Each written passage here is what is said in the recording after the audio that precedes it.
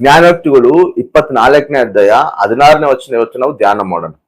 ಶಿಷ್ಟನು 7 ಸಾರಿ ಬಿದ್ದರೂ ಮತ್ತೆ ಏಳುವನು, ದುಷ್ಟನು ಕೇಡಿನಿಂದ ಬಿದ್ದು ಹೋಗುವನು. ಅವನು ಬಿದ್ದೇ ಹೋಗ್ತಾನ ದುಷ್ಟನು. ಆದ್ರೆ ಶಿಷ್ಟನು ನೀತಿವಂತನು 7 ಸಾರಿ ಬಿದ್ರು ಕೂಡ ಅವನ್ ಮತ್ತೆ ಮೇಲಕ್ಕೆ ಎದ್ದಾಳ್ತಾನಂತ. ದುಷ್ಟನು ಒಂದೇ ಸಾರಿ ಬಿದ್ರು ಕೂಡ ಅವನು ಅಲ್ಲೇ ಬಿದ್ದಿರ್ತಾನಂತ. ಯಾಕಪ್ಪ ಅಂತ ಹೇಳಿದ್ರೆ ನೋಡ್ರಿ, ಇಲ್ಲಿ ಬೀಳುವುದು ಅಂದ್ರೆ ಅರ್ಥ ಏನಂದ್ರೆ ಪಾಪದಲ್ಲಿ ಹೋಗುವುದು, ಪಾಪದಲ್ಲಿ ನಡೆಯುವುದು, ಪಾಪದಲ್ಲಿ ಜಾರುವುದು. ನೀತಿವಂತನು ಪಾಪದಲ್ಲಿ ಜಾರುದ್ರುನು, ಅವನು 7 ಸಾರಿ ಜಾರುದ್ರುನು ಅವನು ಮತ್ತೆ ಮೇಲಕ್ಕೆ ಎದ್ದಾಳ್ತಾನ, ದೇವರು ಎದ್ದಾಳಿಸ್ತಾನ. ಆದ್ರೆ ಈ ದುಷ್ಟನು ಪಾಪದಲ್ಲಿ ಬೀಳ್ತಾನ, ಅಲ್ಲೇ ಬಿದ್ದಿರ್ತಾನಂತ. ಯಾಕೆ ಅವನು ಅಲ್ಲೇ ಬಿದ್ದಿರ್ತಾನ? ನೀತಿವಂತನ ಯಾಕ ಎದ್ದಾಳ್ತಾನ ಅಂದ್ರೆ, ನೀತಿವಂತನು ಪಾಪದಲ್ಲಿ ಜಾರಿ ಬಿದ್ದರೂ ಕೂಡ ಅವನ ಪಾಪದಲ್ಲಿ ಇರೋಕೆ ಇಷ್ಟಪಡೋದಿಲ್ಲ, ಆ ಪಾಪದಲ್ಲಿ ಮುಂದುವರೆಯೋಕೆ ಅವನು ಇಷ್ಟಪಡೋದಿಲ್ಲ.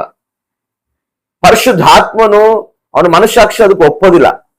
ಅವ್ರು ಮತ್ತೆ ದೇವರ ಹತ್ರ ಬಂದು ಪಶ್ಚಾತ್ತಾಪ ಪಡುತ್ತಾನ. ಅಯ್ಯ, ನಾನು ಜಾರಿ ಬಿದ್ದೀನಿ, ನನ್ನ ಕ್ಷಮಿಸು ಪ್ರಭು ಅಂತೇಳಿ ಕಣ್ಣೀರ್ಲಿದ್ದ ಪಶ್ಚಾತ್ತಾಪ ಪಡ್ತಾನ. ಮತ್ತೆ ದೇವರು ಅವನ ಎದ್ದು ನಿಂದಿರಿಸ್ತಾನ. ಆಮೇನ್, ಹಲ್ಲೆಲೂಯ.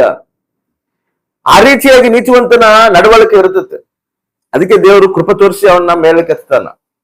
ಆದ್ರೆ ಈ ದುಷ್ಟನ ಏನ್ ಮಾಡ್ತಾನಂದ್ರೆ, ಪಾಪದಲ್ಲಿ ಬಿದ್ದಿರ್ತಾನ. ಪಾಪದಲ್ಲಿ ಬಿದ್ದಿದ್ದೀನಿ ಅನ್ನೋದು ಕೂಡ ಅವನಿಗೆ ಕೈಯಲ್ಲಿರೋದಿಲ್ಲ.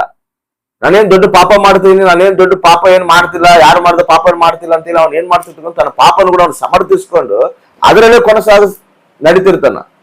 ಅವನೊಂದು ಪಶ್ಚಾತ್ತಾಪ ಇರೋದಿಲ್ಲ, ಒಂದು ಪಶ್ಚಾತ್ತಾಪ ಮನಸ್ಸು ಇರೋದಿಲ್ಲ. ಮತ್ತೆ ಅವನ್ ಹೆಂಗ ಮೇಲೆ ಕೆದ್ದಾಳ್ತಾನ? ಅವನು ಎತ್ತೋರು ಯಾರು? ಅವನು ದೇವರ ಹತ್ರ ಬಂದು ಪಶ್ಚಾತ್ತಾಪ ಪಟ್ಟರೆ ದೇವರು ಅವನ ಮೇಲೆ ಕೆತ್ತದು. ಅವನ ಅನುಭವನೇ ಇರೋದಿಲ್ಲಲ್ಲ ಅವನಿಗೆ, ಅವನ ಮನಸ್ಸೇ ಇರೋದಿಲ್ಲಲ್ಲ ಅವನಿಗೆ. ಆದ್ರೆ ನೀತಿವಂತನ ಏನ್ ಮಾಡ್ತಾನೆ ಗೊತ್ತಾ?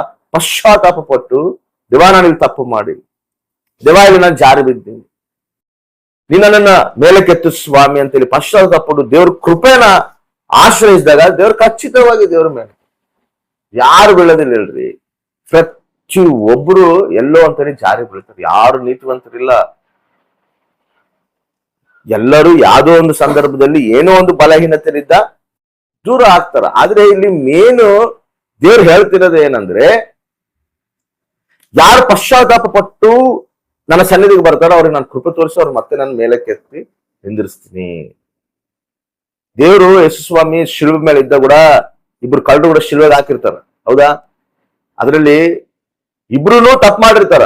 ಅದ್ರಲ್ಲಿ ಒಬ್ಬನು ಮಾತ್ರ ತಾನು ಮಾಡಿರೋ ತಪ್ಪು ನಾವು ಒಪ್ಕೊಂಡು, ಅರೆ ನಾವು ಪಾಪ ಮಾಡಿವಿ, ನಮಗೆ ಬರುವಂತ ಶಿಕ್ಷೆ ಇದು, ನಾವು ಹೊಂದಬೇಕಾಗಿರೋದೆ. ಯಾಕಂದ್ರೆ ನಾವು ತಪ್ಪು ಮಾಡಿವಿ కాబట్టి ನಾವು ಶಿಕ್ಷೆ ಅನುಭವಿಸ್ಬೇಕು. ಇದನ್ನ ಏನ್ ತಪ್ಪು ಮಾಡಿಲ್ಲ, ಇದನ್ನ ಯಾಕೆ ಶಿಕ್ಷೆ ಅನುಭವಿಸ್ಬೇಕಂತೇಳಿ ತನ್ನ ತಪ್ಪನ ತಾನು ಒಪ್ಕೊಂತಾನ, ಪಶ್ಚಾತ್ತಾಪ ಪಡ್ತಾನ. ದೇವಾ, ನಿನ್ನ ರಾಜ್ಯದಲ್ಲಿ ನಾನು ಕೂಡ ಇರುವಂತೆ ನಾನು ಜ್ಞಾಪಿಸ್ಕೊಂತ ಹೇಳ್ತಾನ, ಪಶ್ಚಾತ್ತಾಪಟ್ಟು ಕೇಳ್ತಾನ. ಅವ್ರು ದೇವ್ರ ಏನಂತ ಹೇಳ್ತಾನೆ, ಎಷ್ಟು ಸಮಯ ಏನಂತ ಹೇಳ್ತಾನೆ ಹೇಳ್ರಿ? ಈ ಕ್ಷಣವೇ ನನ್ನೊಂದಿಗೆ ನೀನು ಪರದೇಶದಲ್ಲಿ ಇರ್ತೀಯ ಅಂತ ಹೇಳ್ತಾನ. ಈ ಪಕ್ಕಕ್ಕಿರೋ ವ್ಯಕ್ತಿ ಏನ್ ಮಾಡ್ತಾನ? ಆ ಪಶ್ಚಾತ್ತಾಪ ಪಡೆದ್ರೆ ಪಶ್ಚಾತ್ತಾಪ ಪಡೋ ಮನಸ್ಸೇ ಇರೋದಿಲ್ಲ ಅವನಿಗೆ. ಅದಕ್ಕೆ ಅವನು ಅಲ್ಲೇ ಬಿದ್ದಿರ್ತಾನ. ಇವನ್ ಪಶ್ಚಾತ್ತಾಪ ಪಟ್ಟನ, ಅದಕ್ಕೆ ದೇವರನ್ನ ಮೇಲೆ ಕೆತ್ತಾನ. ಆ ರೀತಿಯಾಗಿ ಹೆಂಗಿದೀವಿ ನಾವು? ನಮ್ ತಪ್ಪನ್ನ ನಾವು ಗ್ರಹಿಸ್ಕೊಂಡು ನಾವು ಪಶ್ಚಾತ್ತಾಪ ಪಟ್ಟು ನಾವು ದೇವ್ರ ಸನ್ನಿಧಿಯಲ್ಲಿ ಬಂದು, ದೇವ ಇನ್ನೊಂದ್ಸಲ ನೀ ತಪ್ಪು ಮಾಡೋದಿಲ್ಲ ಅಂತ ಹೇಳಿ ನಾವು ಕೇಳಿದಾಗ ಕಷ್ಟವಾಗಿ ದೇವ್ರ ಕೃಪೆ ತೋರಿಸ್ತಾನೆ. ಪಶ್ಚಾತ್ತಾಪ ಇಲ್ಲದ್ರೆ ಅವನು ಯಾವತ್ತೂ ಕೂಡ ಅವನು ಮೇಲೆ ಎದ್ದಳದಿಲ್ಲ.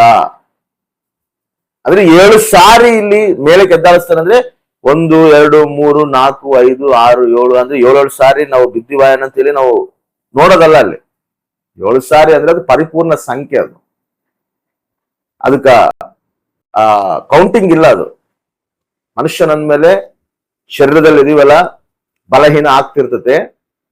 ಆದ್ರೆ ನಾವು ದೇವ್ರ ಕೃಪೆ ಕೇಳ್ಬೇಕು. ಇವಾಗ ಚಿಕ್ಕ ಮಗು ಅವನು ಎದ್ದಾಳ್ಬೇಕಂತ ನೋಡ್ತಾನ, ನಡಿಬೇಕಂತ ನೋಡ್ತಾನ, ಮಗು ಮತ್ತೆ ಬೆಳಿತದ, ಮತ್ತೆ ನಡಿಬೇಕಂತ ನೋಡ್ತದೆ, ಮತ್ತೆ ಬೆಳಿತದ, ಮತ್ತೆ ನಡಿಬೇಕಂತ ನೋಡ್ತದೆ, ಮತ್ತೆ ಬೆಳಿತದ. ಹಂಗ ಆತ್ಮೀಯ ಜೀವಿತದಲ್ಲಿ ನಾವು ಕೂಡ ಎದ್ದಾಳ್ಬೇಕು, ನಿಂತ್ಕೋಬೇಕಂತಿರ್ತೀವಿ, ಎಲ್ಲೋ ಅಂತೇಳಿ ಜಾರಿ ಬೆಳಿತಿರ್ತೀವಿ, ಮತ್ತೆ ಎದ್ದಾಳ್ಬೇಕಂತ ನಡೀತಿರ್ತೀವಿ, ಮತ್ತೆ ಎಲ್ಲೋ ಅಂತೇಳಿ ಜಾರಿ ಬೆಳಿತಿರ್ತೀವಿ.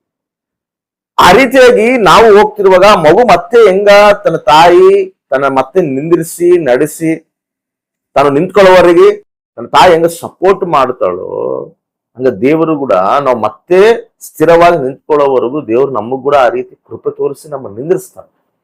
ಯಾಕಂದ್ರೆ ನಾವು ಮತ್ತೆ ನಿಂತ್ಕೋಬೇಕನ್ನ ಆಸೆ ನಮ್ಮಲ್ಲಿ ಇರ್ತದಲ್ಲ. ದೇವಾ ನಾವು ತಪ್ಪು ಮಾಡಿ ನಾವು ಕ್ಷಮಿಸೋದು ಪಶ್ಚಾತ್ತಾಪಟ್ಟು ನಾನು ನಿಂತ್ಕೋಬೇಕು ಅನ್ಕೊಂಡು ಹೋಗ್ತಿರುವಾಗ ಮತ್ತೆ ಜಾರಿ ಬಿದ್ದು ಮತ್ತೆ ದೇವ್ರ ಕೃಪೆ ತೋರಿಸಿ ನಿಂದಿರ್ಸ್ತಾನೆ. ಹೆಂಗೆ ನಿಂದಿರ್ಸ್ತಾನೆ ಅಂದ್ರೆ ಮತ್ತೆ ನಾವು ಸ್ಥಿರವಾಗಿ ನಿಂತ್ಕೊಳ್ಳೋಂಗೆ, ಇನ್ಯಾವತ್ತು ಎಲ್ಲಿ ಜಾರಿ ಬೀಳದಂಗೆ ದೇವ್ರು ನಮ್ಮನ್ನು ನಿಂದಿರ್ಸ್ತಾನೆ, ದೇವ್ರು ನಮ್ಮನ್ನು ಸ್ಥಿರಪಡಿಸ್ತಾನೆ. ಆ ರೀತಿ ಕೃಪೆ ತೋರಿಸ್ತಾನ ದೇವ್ರು. ಅದಕ್ಕೆ ನೀತಿವಂತನು 7 ಸಾರಿ ಬಿದ್ದರೂ ಕೂಡ ನಾನು ಕೃಪೆ ತೋರಿಸಿ ನಿಂದಿರ್ತೀನಿ. ಯಾಕಂದ್ರೆ ಅವನಲ್ಲಿ ಪಶ್ಚಾತ್ತಾಪ ಐತೆ, ನಾನು ಮತ್ತೆ ಪಾಪ ಮಾಡಬಾರ್ದು, ನಾನು ದೇವರಿಗೆ ಇಷ್ಟಾನುಸಾರ ಜೀವಿಸ್ಬೇಕು, ದೇವ್ರಿಗೆ ಮಹಿಮೆಕರವಾಗಿ ಜೀವಿಸ್ಬೇಕು, ದೇವ್ರಿಗೆ ಕೃತಜ್ಞನಾಗಿ ಜೀವಿಸ್ಬೇಕು ಅನ್ನೋ ಮನಸ್ಸು ದೇವರು ನೋಡ್ತಾನೆ.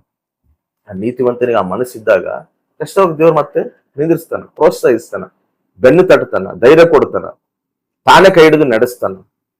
ಯಾವವರೆಗೆ ನಡೆಸ್ತಾನೆ ಅಂದ್ರೆ ಮತ್ತೆ ನಾವು ಸ್ಥಿರವಾಗಿ ನಿಂತ್ಕೊಳ್ಳೋವಾಗ ನಮ್ಮನ್ನು ನಡೆಸ್ತಾನೆ. ಆ ರೀತಿ ಕೃಪೆ ಕೇಳಬೇಕು, ನಾವು ಆ ರೀತಿ ನಡೆಯುವಂತವ್ರಾಗಿರ್ಬೇಕು. ಪಶ್ಚಾತ್ತಾಪ ಇಲ್ದಂಗ ಇದ್ರೆ ಖಚಿತವಾಗಿ ಅವನ್ನ ಯಾರು ಎದ್ದಾಳಿಸ್ತಾರೆ. ಯಾಕಂದ್ರೆ ಅವನ ಮನಸ್ಸೇ ಇಲ್ಲ ಅಂದ್ರೆ, ಅವನ ಪಶ್ಚಾತ್ತಾಪ ಮನಸ್ಸೇ ಇಲ್ಲ ಅಂದ್ರೆ ಯಾರು ಅವನ್ನ ಎದ್ದಾಳಿಸ್ತಾರ? ಅವನು ದೇವ್ರ ಹತ್ರ ಬರುವಂತ ಮನಸ್ಸೇ ಇಲ್ಲ ಅಂದ್ರೆ ಅವ್ನ ಯಾರು ಕಾಪಾಡ್ತಾರ? ಆ ರೀತಿ ನಾವು ಇರುವಂತವ್ರಾಗಿರ್ಬಾರ್ದು. ತಪ್ಪು ಮಾಡಿಯಾ, ಎಲ್ಲೋ ಜಾರಿ ಬಿದ್ದೀಯಾ, ಹಿಂದೆ ಹೋಗ್ಬೇಡ. ದೇವ್ರ ಕೃಪೆ ನಮಗೈತೆ, ತನ್ನ ನಂಬಿಗಸ್ತಾನೆ, ಅರ್ಥ ಮಾಡ್ಕೊಂತಾನ. ದೇವ್ರ ಸನ್ನಿಧಿಗೆ ಬಂದು ಪಶ್ಚಾತ್ತಾಪ ಪಟ್ಟು ಇನ್ನೊಂದ್ಸರಿ ನನಗೆ ತಪ್ಪು ಮಾಡೋದಿಲ್ಲ ದೇವ, ನನ್ನ ಸ್ಥಿರಪಡಿಸು, ನನ್ನ ಬಲಪಡಿಸು, ನಾನು ನಿಂದಿರಿಸು ದೇವ ಅಂತೇಳಿ ಕೇಳಿದಾಗ ದೇವರ ಕೃಪೆ ತೋರಿಸ್ತಾನೆ. ಇಲ್ಲಿ ನಿಂತ್ಕೊಳ್ಳುವಂತ ಶಕ್ತಿ ದೇವರು ಅನುಗ್ರಹಿಸ್ತಾನೆ. ಅದಕ್ಕೆ ಮೀಕಾ ಗ್ರಂಥದಲ್ಲಿ ಮೀಕಾ ಭಕ್ತನು 7ನೇ ಅಧ್ಯಾಯ 8ನೇ ವಚನದಲ್ಲಿ ಒಂದು ಮಾತು ಹೇಳ್ತಾನೆ ನೋಡ್ರಿ. ನನ್ನ ಶತ್ರುವೇ, ನನ್ನ ವಿಷಯದಲ್ಲಿ ಹಿಗ್ಗಬೇಡ, ನಾನು ಬಿದ್ದಿದ್ದರೂ ಏಳುವೆನು. ಆಮೇನ್. ನನ್ನ ಶತ್ರುವೇ, ನನ್ನ ವಿಷಯದಲ್ಲಿ ನಿಗ್ಗಬೇಡ. ಅಪವಾದಿ, ದುಷ್ಟನೇ, ಸಾತಾನನೇ, ನಾನು ಬಿದ್ದಿನಂತೇಳಿ ನೀನು ಹಿಗ್ಗಬೇಡ, ನೀನು ಸಂತೋಷ ಪಡಬೇಡ. ನಾನು ಬಿದ್ದರೂ ಕೂಡ ನನ್ನ ಸರ್ವೋನ್ನತನಾದ ದೇವರ ಕೃಪೆಲಿದ್ದು ಮತ್ತೆ ನಾನು ಎದ್ದೇಳ್ತೀನಿ. ಆಮೇನ್. ಎದ್ದು ನಾನು ನಿಂದಿರ್ತೀನಿ. ಯಾಕಂದ್ರೆ ದೇವ್ರು ನಾನು ನಿಂದಿರಿಸ್ತಾನ, ಸಮರ್ಥನಾತ.